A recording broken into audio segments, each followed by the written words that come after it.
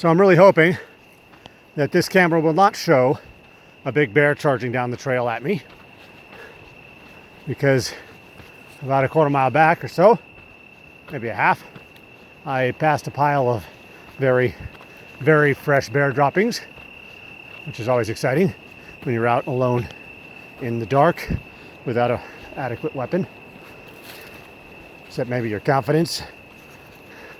And so I continued on up the trail for a ways here, and then, you know, yelling, trying to keep the bear away from me. And then I saw him up ahead of me, which is always good. So I slowed down a little bit, because you know what? I really don't want to chase down a bear. But hopefully I'll see ya on the next Out There. Where'er we roam so far from home, to see the world all on our own. Where'er we hear the mighty river roar, adventure waits outside our door. Where'er we stray in the mountain's shadow fair, we all should strive to be out there. This is the overlook above Yucca Point, which is right down there. I'm going to hike in down the trail there, and then up that way is the main stem of the Kings River, and up that is the North Fork of the Kings River, which goes up to Tehipite Valley. I'm going to be fishing this section river here all the way down, basically as far as I can go.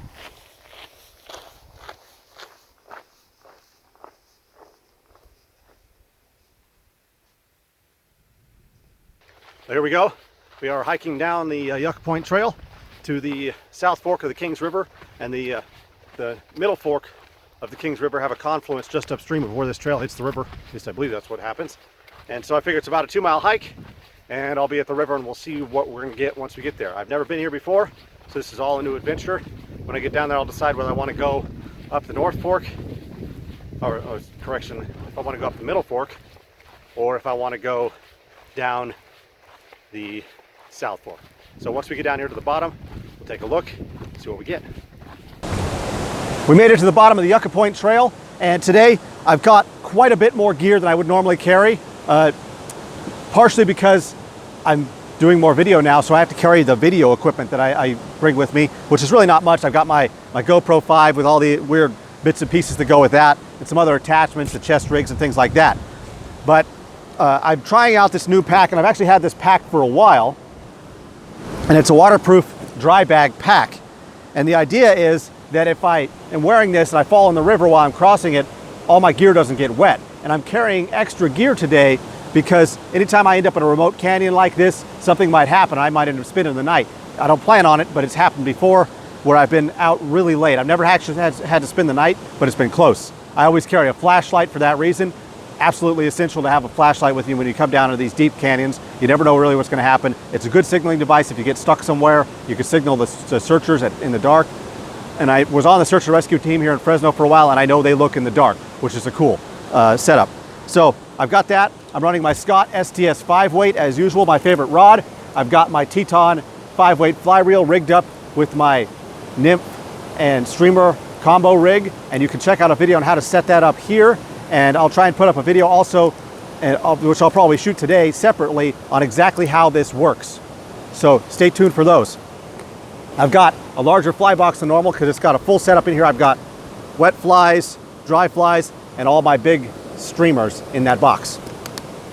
I'm going to use my Allen chest pack today so I don't have to take my backpack on and off all the time. It's really nice to have your gear on a chest pack. This is a gift my wife gave me. It's been just wonderful for fishing. Not most of the time, but a lot of the time I'll just carry this pack when I'm fishing, and maybe a water bottle. As usual, I've got my hat. I'm gonna get set up and we're gonna go catch some fish. Hopefully big ones.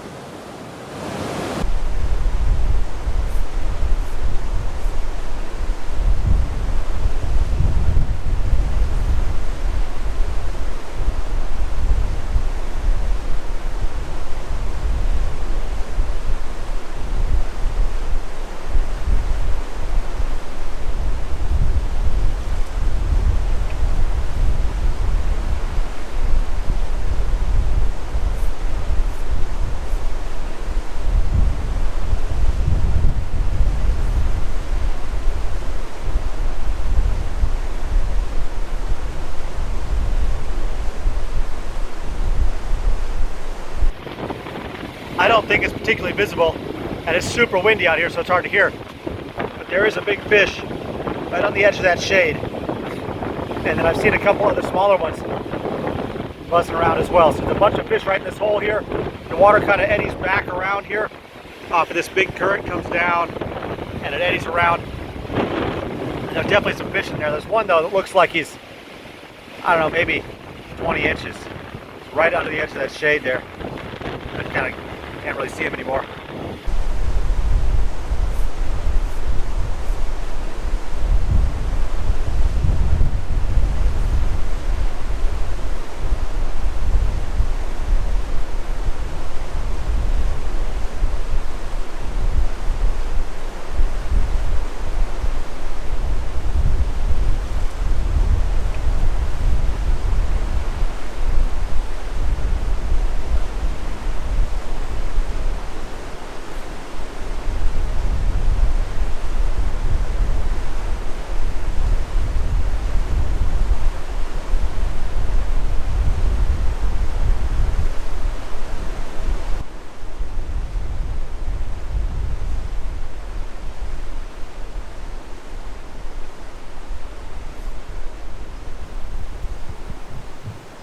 I had some audio issues on the trip today, and so a lot of this audio I was missing.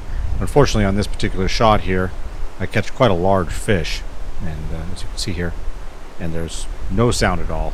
The river in the background is just dubbed over from another scene, but I needed to put this in here. So what I've got here is a pike minnow, and it's a native species to California.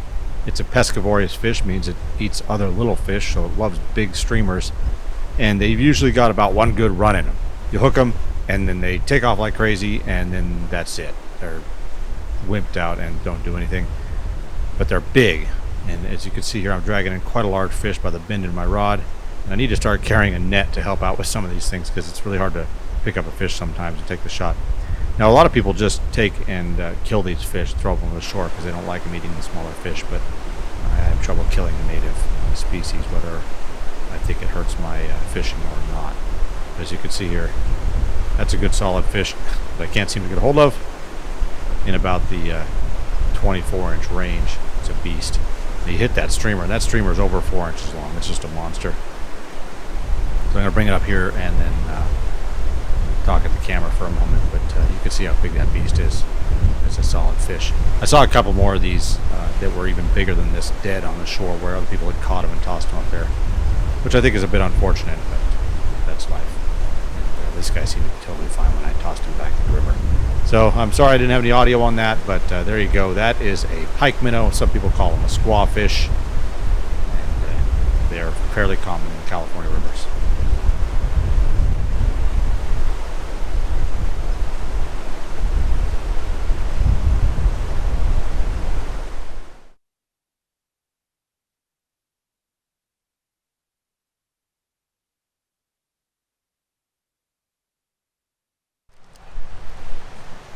So it's 2 o'clock. I've caught one fish, a big fat pike minnow, which is always an impressive fish to catch, but they don't fight worth a darn. It's really weird. These big, huge fish, they just don't fight. They kind of drag them in like a log. I saw a couple of good-sized browns, but I didn't pick them up. I haven't gotten anything on my nymphs, a couple little hits. So I don't know, my battery ran out on the camera. I lost the little clip holder thing for my cell phone that goes on my monopod here, which is really annoying. I might get lucky and find it on the way back, but I'm not hopeful. So I thought I'd stop and have some lunch. I really like these RX bars. I usually just throw a handful of these and maybe some other bars in my pack so that I have some good quality food to eat while I'm out hiking around. And then today, I'm experimenting with something else. It's still mostly cold. I've got this thermos insulated holder, and for a regular beer it works great because it would fit all the way in, but this is a bigger one. But I put this on in there, and I take this cover here and put it on top of that. I'm thinking if I had 2 of these, I'd be really set to go. But it's always nice to have a foamy beer on the river. It can bounce around in my pack, but there we go. Cheers. Here's to fishing.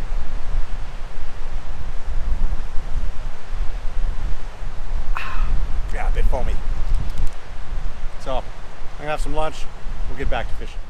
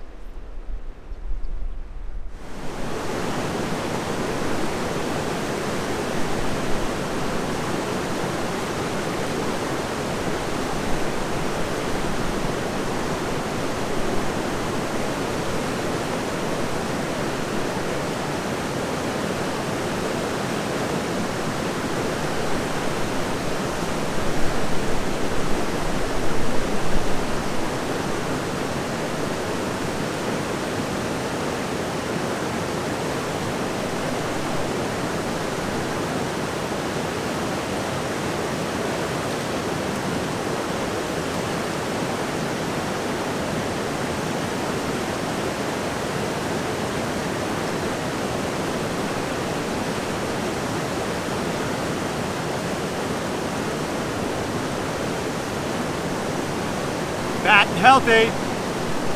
Nice. Well, I gotta call it a night.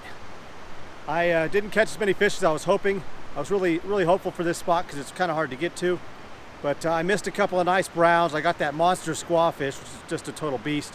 And I got a nice rainbow and I got one smaller rainbow. So not bad. I mean, overall I caught some good fish, but not what I was really expecting. I worked about 1.5 miles downstream on the main part of the river here. It's pretty rough going, so I didn't cover as much ground as I normally would, and stopping the video and all that things takes a little more time. So I hope you enjoyed the video. Until the next time, please subscribe and get out there.